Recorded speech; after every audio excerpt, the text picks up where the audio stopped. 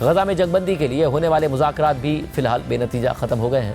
پہلے اسرائیل نے دوحہ سے اپنی مذاکراتی وفد کو واپس بلا لیا، اس کے بعد اب امریکہ نے بھی اپنے وفد کو واپس بلا لیا ہے۔ اس حوالے سے کل ایکس پر پوسٹ کرتے ہوئے مشرق وسطیٰ کے لیے صدر ٹرمپ کے خصوصی نمائندے اسٹیو وٹکاف نے کہا تھا کہ ہم نے حماس کے تازہ ترین رد عمل کے بعد اپنی ٹیم کو مشاورت کے لیے دوحہ سے واپس بلانے کا فیصلہ کیا ہے، جو واضح طور پر غزہ میں جنگ بندی کے حصول کی خواہش کی کمی کو ظاہر کرتا ہے۔ اگرچہ ثالثوں نے بڑی کوشش کی، لیکن حماس یا تو مربوط نظر نہیں آتی یا پھر نیک نیتی سے کام نہیں کر رہی۔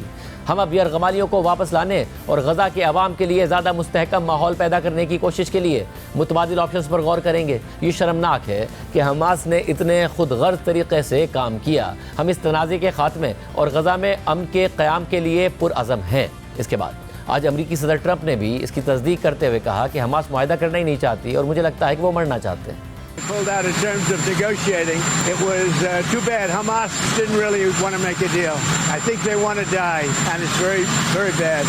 And it got to be to a point where you're going to have to finish the job. They really they asked for things. Don't forget, we got a lot of hostages out. So now we're down to the final hostages, and they know what happens after you get the final hostages. And basically, because of that, they really didn't want to make a deal. I saw that. So they pulled out, and they're going to have to fight. And they're going to have to clean it up. You're going to have to get rid of it.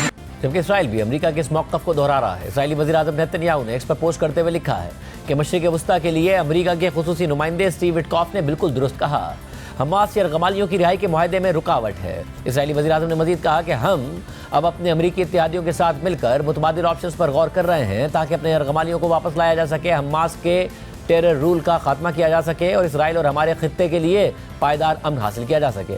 امریکہ اور اسرائیل مشترکہ طور پر Hamas کے ساتھ مذاکرات کو ختم کرنے کا اعلان کر رہے ہیں اور دعویٰ کر رہے ہیں کہ وہ یرغمالیوں کی رہائی کے لیے دوسرے آپشنز پر جا رہے ہیں، مگر اب یہ رپورٹ سامنے آ رہی ہیں کہ امریکہ اور اسرائیل حماس پر دباؤ ڈالنے کے لیے مذاکرات سے پیچھے ہٹ رہے ہیں۔ امریکی نیوز ویب سائٹ ایکزیوس کی خبر کے مطابق غزہ میں جنگ بندی سے متعلق مذاکرات میں ناکامی اس وقت سامنے آئی کہ جب امریکی خصوصی نمائندے برائے مشرق وسطیٰ اسٹیو وٹکاف غزہ پر بات چیت کے لیے قطری اور اسرائیلی حکام سے ملاقات کے لیے اٹلی پہنچے تھے، اور اسٹیو وٹکاف امید کر رہے تھے کہ وہ 60 روزہ جنگ بندی کے معاہدے کو حتمی شکل دینے کے لیے اسی ہفتے دوحہ جائیں گے۔ اسٹیو وٹکاف کے بیان جاری کرنے سے کچھ ہی دیر پہلے اسرائیلی وزیر اعظم نیتن یاہو نے اعلان کر دیا کہ وہ دوحہ سے اسرائیلی مذاکرات کاروں کو واپس بلا رہے ہیں، کیونکہ حماس نے غزہ جنگ بندی سے متعلق تازہ ترین تجویز کے جواب میں نئے مطالبات پیش کر دیے۔ جبکہ اسٹیو وٹکاف نے اپنے بیان میں کہا کہ حماس کے رد عمل کے نتیجے میں امریکہ نے بھی اپنے وفد کو مشاورت کے لیے واپس بلانے کا فیصلہ کیا ہے۔ خبر کے مطابق ایک امریکی عہدیدار اسٹیو وٹکاف کی نمائندگی کرتے ہوئے گزشتہ 2 ہفتوں سے دوحہ میں موجود تھا، اور وہ اسرائیلی، قطری اور مصری ثالثوں کے ساتھ مذاکرات کر رہا تھا۔ ایک اسرائیلی اہلکار نے کہا کہ مذاکرات کاروں کو واپس بلانے کا فیصلہ اس لیے کیا گیا تاکہ مذاکرات میں ہلچل پیدا کی جا سکے اور حماس پر اس تجویز کو ماننے کے لیے اضافی دباؤ ڈالا جا سکے، جس میں 10 زندہ اور 18 مرے ہوئے یرغمالیوں کی واپسی بھی شامل ہے۔ اسرائیلی اہلکار نے زور دے کر کہا کہ مذاکرات کولیپس نہیں ہوئے ہیں، تاہم یہ بھی واضح نہیں ہے کہ مذاکرات کاروں کی واپسی مذاکرات میں کسی بڑے وقفے کا باعث تو نہیں بنے گی، اور یہ بھی غیر واضح ہے کہ اگر بات چیت تعطل کا شکار رہی تو امریکہ کن متبادل آپشنز پر عمل کرے گا، خاص طور پر ایسے وقت میں کہ جب غزہ میں انسانی بحران تیزی سے تباہ کن صورتحال اختیار کر رہا ہے۔ دوسری طرف حماس نے کہا کہ وہ اسٹیو وٹکاف کے منفی بیانات پر حیران ہے۔ حماس نے دعویٰ بھی کیا کہ مصری اور قطری ثالثوں نے حماس کے تعمیری اور مثبت موقف پر اطمینان کا اظہار کیا تھا، جو ایک جامع معاہدے تک پہنچنے کے لیے دروازہ کھولتا ہے۔ حماس نے ایک بیان میں کہا کہ وہ اب بھی مذاکرات کو مکمل کرنے، رکاوٹوں پر قابو پانے اور مستقل جنگ بندی کے معاہدے تک پہنچنے کے لیے پرعزم ہے۔ خبر کے مطابق ایک اعلیٰ اسرائیلی عہدیدار اور اس معاملے کی تفصیلات سے آگاہ ایک ذریعے کے مطابق حماس نے یرغمالیوں کے بدلے میں رہائی پانے والے فلسطینی قیدیوں کی تعداد بڑھانے کا مطالبہ کیا تھا۔ قطری ثالثوں نے حماس سے کہا تھا کہ وہ اس معاملے کو دوبارہ نہ کھولیں، مگر جب حماس نے ایسا کیا تو اسرائیلی حکام نے سخت رد عمل دیا۔ اسرائیلی وزیر اعظم نیتن یاہو کے دفتر نے ایک بیان میں کہا کہ جنگ بندی کی تجویز کے جواب میں حماس کے رد عمل کی روشنی میں مذاکراتی ٹیم کو مزید مشاورت کے لیے اسرائیل واپس بلانے کا فیصلہ کیا گیا ہے۔ خبر کے مطابق قطری اور مصری ثالثوں نے ایک ہفتہ پہلے اسرائیل اور حماس دونوں کو ایک اپڈیٹڈ تجویز پیش کی تھی۔ اسرائیل نے اس تجویز کو قبول کر لیا تھا۔ اس حوالے سے براہ راست آگاہی رکھنے والے 3 ذرائع کے مطابق حماس نے ابتدائی تاخیر کے بعد منگل کو اس تجویز پر جواب دیا تھا، لیکن مصری اور قطری ثالثوں نے حماس سے کہا کہ یہ جواب ناکافی ہے۔ ساتھ ہی انہوں نے اسے اسرائیلی حکام تک پہنچانے سے انکار کر دیا، اور پھر جمعرات کی صبح حماس نے ایک نیا اور زیادہ تفصیلی جواب پیش کر دیا۔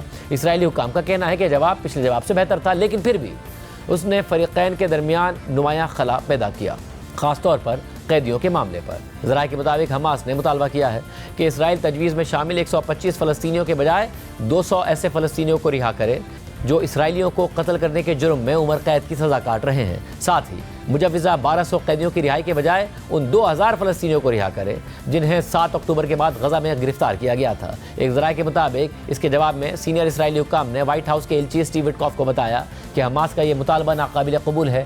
ایک ایسے ذریعے کے مطابق جو مذاکرات سے واقف ہے، ذرائع نے یہ بھی بتایا کہ یہ حماس کا مذاکرات میں حتمی نہیں بلکہ ابتدائی موقف ہے۔ اس ساری صورتحال میں غزہ میں صورتحال انتہائی تشویشناک ہے اور بھوک کی وجہ سے ہزاروں فلسطینی موت کے دہانے پر پہنچ چکے ہیں۔ صرف آج کم از کم 9 فلسطینیوں کی بھوک کی وجہ سے موت ہو چکی ہے، جس کے بعد صرف بھوک سے مرنے والے فلسطینیوں کی تعداد کم از کم 122 ہو گئی ہے، اور یہ سب کچھ اسرائیل کی جانب سے غزہ میں امداد کی ناکہ بندی کی وجہ سے ہو رہا ہے۔ CNN نے غزہ میں بھوکے اور بے بس فلسطینیوں کو دکھایا ہے جو کھانے کے انتظار میں خالی برتنوں کے ساتھ کھڑے ہیں۔ فادیہ ابو ناموز دوپہر کی گرمی میں ایک کمیونٹی کچن کے باہر کھڑی ہیں۔ وہ صبح 6 بجے سے یہاں موجود ہیں۔ ان کا کہنا ہے کہ ان کے خاندان میں 9 افراد ہیں۔ وہ ان کے لیے کھانے کا بندوبست نہیں کر پا رہی۔ کل سے اب تک صرف تھوڑی سی دال کی یخنی کھائی ہے۔ جب وہ کہتی ہیں کہ اب صرف پانی پر گزارا ہے تو ان کی آنکھوں میں آنسو آ جاتے ہیں۔ غزہ سٹی میں ہر چہرے پر بے بسی صاف نظر آتی ہے۔ ہر مرد، عورت اور بچہ ایک برتن کے لیے کھڑا ہے، امید کے ساتھ کہ شاید اس میں کچھ کھانا مل جائے جو انہیں اگلا دن جینے کی طاقت دے سکے۔ لیکن پھر یہ منظر سامنے آتا ہے۔ کچھ مرد اور لڑکے رکاوٹیں پھلانگ کر اندر گھس آتے ہیں اور خود ہی کھانا اٹھانا شروع کر دیتے ہیں۔ کچن میں کام کرنے والے کچھ لوگ پیچھے ہٹنے پر مجبور ہو جاتے ہیں تاکہ خود کو بچا سکیں۔ بعض لوگ رکاوٹوں کے پیچھے سے صرف بے بسی سے دیکھتے رہ جاتے ہیں۔ آج صرف وہی لوگ کھانے کے ساتھ گھر لوٹیں گے جو طاقتور اور تیز ہیں۔ It is the strongest and the fittest who will go home with food today. Judy is 6 months old. جولی صرف 6 ماہ کی ہے۔ اس کے پتلے بازو اور کمزور چہرہ اس کی شدید غذائی قلت کو ظاہر کر رہے ہیں۔ اس کی ماں کہتی ہے کہ اسے سینے کا انفیکشن اور بخار بھی ہے۔ جب وہ پیدا ہوئی تھی تو اس کا وزن 2 کلو تھا۔ اب 6 ماہ بعد وہ صرف 2.3 کلو کی ہے، یعنی 6 ماہ سے زائد عرصے میں اس کا وزن نہ ہونے کے برابر بڑھا ہے۔ فرانسیسی اسپتال غذائی قلت کے مریضوں سے بھرا ہوا ہے۔ ڈاکٹرز کہتے ہیں کہ اب وہ اپنے مریضوں کو دن میں 1 وقت کا کھانا بھی نہیں دے سکتے اور پینے کا صاف پانی اور دوا بھی تقریباً ختم ہو چکی ہے۔ ایک ڈاکٹر کہتے ہیں کہ ہم بہت سنگین سطح کی غذائی قلت کے مرحلے میں داخل ہو چکے ہیں۔ یہ بہت خطرناک ہے۔ غزہ میں موت کی شرح تیزی سے بڑھ رہی ہے۔ اس کی بڑی وجہ بھوک اور آلودہ پانی ہے۔ یہ منظر صرف ایک اسپتال تک محدود نہیں بلکہ جو بھی میڈیکل سینٹر ابھی کام کر رہا ہے وہاں یہی حالات ہیں۔